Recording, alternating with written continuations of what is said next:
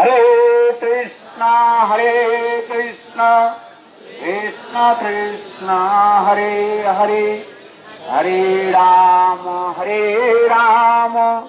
राम राम हरे हरे। श्री गुरु विष्णु के अनुगत्य में सोलोक नवद्वीप धाम परिक्रमा के अंतिम स्थान जहाँ पर हम लोग आए हैं, ये मधुद्युम द्वीप, विशेष करके वृंदावन दास ठाकुर के पाटवाड़ी, और यहाँ पर वृंदावन दास के जन्म स्थान भी कहा जाता है, जहाँ पर चैतन्य महाप्रभु के अत्यंत प्रिय पार्षद परिकर श्रीवास ठाकुर जी की भातुपुत्री नारायणी देवी के गर्भ से ये वृंदावन दास ठाकुर प्रकट हुए। नारायणी देवी की महिमा संग चैतन्य महाप्रभु भी वर्णन करते थे। जब नारायणी छोटी थी, कम से कम 5-6 साल की थी, और चैतन्य महाप्रभु स्वयं प्रसाद पात्र के अपने उच्छिष्ट प्रसाद नारायणी के देते थे, और नित्य प्रत्यह नारायणी देवी भी महाप्रभु के सेवा के लिए गंगा जल लेकर के आती थी, और महाप्रभु से भी स्नान आदि भी करते। महाप्रभु के अत्यंत प्रिय महाप्रभु कहते थे, नारायणी तुम्हें नित्य करो, अत्यंत सुंदर रूप में नित्य करती थी। महाप्रभु के अत्यंत कृपा पात्र थी। वही नारायणी देवी की गर्भ से वृंदावन दास ठाकुर प्रकट हुए। जो वृंदावन दास ठाकुर के बारे में आपने श्रवण किया, कृष्ण लीला भागवते कहे वेद व्यास, चैतन्य लीला व्यास वृंदावन दास कहिल चैतन्य मंगल, जहार श्रवणे नाथे सर्व अमंगल। यहाँ पर भी वर्णन करते जा रहे हैं, जिस प्रकार श्रीमद् भागवत के व्यास कहा जाता है कृष्ण द्वैपायन वेद व्यास, और उसी प्रकार महाप्रभु की लीला की विस्तार जो किया वृंदावन दास ठाकुर। वृंदावन दास ठाकुर महाप्रभु की लीला वर्णन करने के लिए जब बैठे, तो महाप्रभु के लीला वर्णन करने के पहले विचार करने लगे। महाप्रभु के लीला तब वर्णन किया जब तक नित्यानंद भुजानी गुरु पाद की लीला वर्णन नहीं हो। जैसे अभी हम लोग श्रवण कर रहे थे, पूज्यपाद सिद्धांति महाराज गुरुदास की अपार महिमा, उदारता और उनकी अनेकों कथा को बहुत स्मरण दिला रहे थे। श्रवण कर रहे, हृदय तक द्रवित होते जा रहे, ऐसे लग रहे हैं इसी कथा को जो है बार बार कीर्तन करें और श्रवण करें। उसी प्रकार वृंदावन ठाकुर नित्यानंद प्रभु के महिमा वर्णन करते जा रहे। नित्यानंद प्रभु के महिमा वर्णन करते करते इतने भाव में डूब गए, सारे ग्रंथ ही नित्यानंद की महिमा वर्णन कर दिया। और जब उनके बाद में जब विचार करने लगे, मैं तो महाप्रभु के लीला वर्णन करते जा रहा हूँ, किंतु ग्रंथ बृहत हो गया, तो उन्होंने महाप्रभु के लीला को संक्षेप रूप में वर्णन किया, जिससे हमारे कृष्णदास कविराज गोस्वामी भी वर्णन करते हैं चैतन्य चैतामृत में। जो वृंदावन दास ठाकुर जो उच्छिष्ट यानी वृंदावन दास ठाकुर महाप्रभु के जिस लीला को छोड़ करके गए, उसी लीला को मैं वर्णन कर रहा हूँ।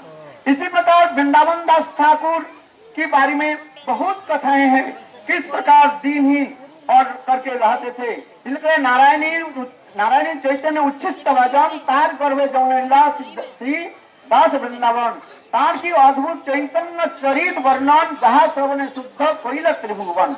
यह तो कोई वृंदावन दास ठाकुर जो ग्रंथ लिखा, चैतन्य मंगल नाम ग्रंथ लिया। जब उन्होंने ग्रंथ लिखा महाप्रभु के बारे में, क्या ना चैतन्य मंगल ग्रंथ लिखा, तब उन्होंने उस ग्रंथ के छोड़ करके नाम क्या रखा, चैतन्य भागवत। पहले चैतन्य मंगल नाम ग्रंथ रखा था, किंतु जब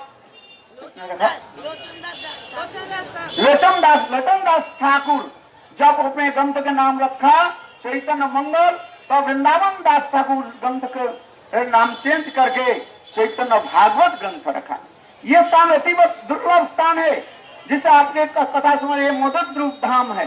मोद शब्द के अर्थ आनंद, ध्रुव माने जिस वृक्ष जिस दीप में आनंदी है। जैसे आप लोगों ने श्रवण किया, यह पर समस्त प्रकार के धाम विराजमान है। यहाँ पर अयोध्या भी विराजमान है, यहाँ पर भांडीर और वृंदावन भी विराजमान है। जैसे आप लोग ने श्रवण किया, नवद्वीप धाम परिक्रमा करने से समस्त धाम की परिक्रमा हो जाती है। केवल वृंदावन धाम नहीं, कोई कहते हैं नवद्वीप धाम परिक्रमा के लिए वृंदावन धाम परिक्रमा हो जाता है, ऐसी भी नहीं है। नवद्वीप धाम परिक्रमा करने से वृंदावन धाम तो परिक्रमा हो ही जाता है।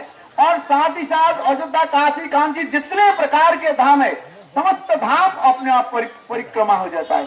ये वृंदावन धाम की विशेष वैशिष्ट है। और विशेष करके ये विरह की कथा इसमें बहुत सुंदर रूप में वर्णन किया। जिस प्रकार गुरुदेव यहाँ पर आकर के रामलीला की पूरा वर्णन करते थे और भाव में गदगद हो जाते थे।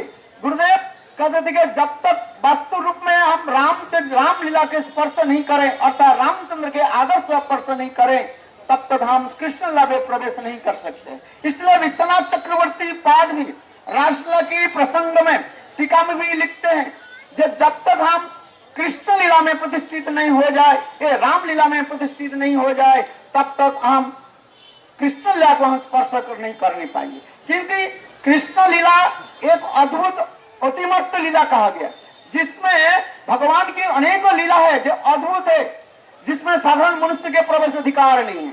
किंतु भगवान रामचंद्र ने जो मर्यादा स्थापन किया, उस मर्यादा के ऊपर कृष्ण लीला रूपी महल को वहीं पर बनाना है। इसलिए कहते हैं रामलीला में जितना ही इनके अनुभव होगा, प्रवेश अधिकार होगा, उतना ही जो है वो कृष्ण लीला में प्रवेश अधिकार मिलेगा। तात्पर्य क्या है? तात्पर्य है जब तक हम विधि मार्ग के नहीं पालन करें तो राज मार्ग में प्रवेश नहीं कर सकते। भगवान रामचंद्र जगत में क्या शिक्षा दिया, जो हमारे फाउंडेशन, भक्ति के एक फाउंडेशन दिया, समाज संस्कृति कैसे आगे बढ़े।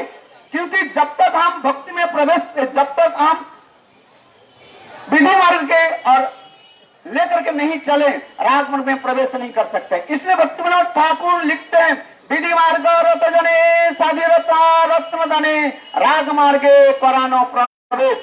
विधि मार्ग की हम जब पालन करेंगे और धीरे धीरे ब्रज की भावना रखते हुए भजन करते चलेंगे, तब हम राग मार्ग में प्रवेश अधिकार मिलेगा। इसलिए विधि मार्ग रत जने स्वाधीनता रत्न जाने राग मार्गे करे न प्रवेश। तात्पर्य यह भी है, जब तक हम उसी विधि मार्ग नहीं लेकर के चले, केवल राग मार्ग के लिए चले, तो वो हो सकते वो सहज बन जाए अथवा बाबा को क्या बोले मायावती बन जाए। इसलिए शास्त्र में कहा गया, श्रुति स्मृति नारदादि पंचरात्रि विधि बिना एकांत की हरे भक्ति उत्पाद की केवलम। जो श्रुति स्मृति वेद पुराण उपनिषद के विधि मार्ग नहीं पालन करके केवल राग मार्ग में चलना शुरू कर देते हैं, वो उनकी भक्ति कहा जाता है। उत्पाद क्या बोले उत्पाद की केवलम, वो उत्पाद के कारण बन जाता है।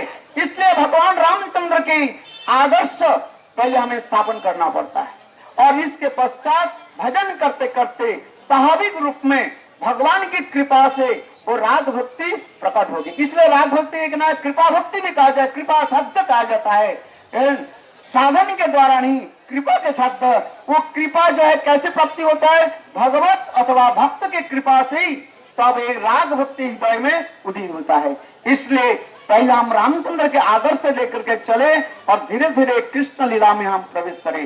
वांछा गुरु कृपा सिंधु एव च पतितानां पावनेभ्यो वैष्णवेभ्यो नमः। हरे कृष्ण। আর 5 মিনিট পরে আমরা প্রসাদ পেতে যাব। শুনুন, দেখুন, কালকে according to Indian tradition tomorrow is color throwing ceremony, so tomorrow after 6 AM don't go outside. If you go outside they put so much color and make you very ugly and ugly, so don't go out. কাল আপনারা সকলে জানেন কাল होली उत्सव उपलक्ष्य किया, सब लोग रंग डालते हैं, इसलिए आप लोग सुबह 6 बजे के बाद बाहर मत जाना। कल के होली 2 बजे तक होता है। कल होली আছে, होली उत्सवेর জন্য সকালে বাইরে যাবেন না। আমরা এখন প্রসাদ পেতে যাবো। এখন আমাদের শান্ত হয় 5 মিনিট কিছু বলবেন, তারপর প্রসাদ পেতে যাবো। শান্ত মহারাজ।